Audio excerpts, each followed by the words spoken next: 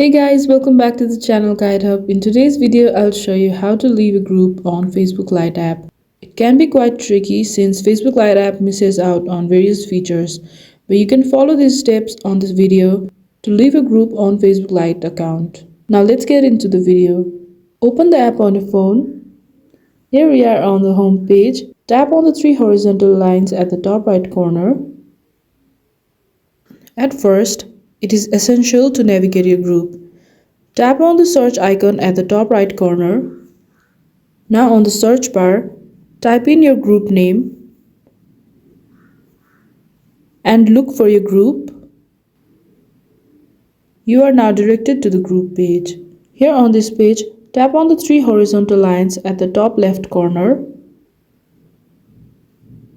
Tap on the three vertical lines next to the bell icon. Now you can see various options related to the group. Tap on Leave Group, which is at the bottom of the page. Again, tap on Leave Group to continue. And as you can see, you have successfully left the group, which is very quick and easy, right? So if you found this video helpful, don't forget to like this video, hit share and subscribe to the channel for more.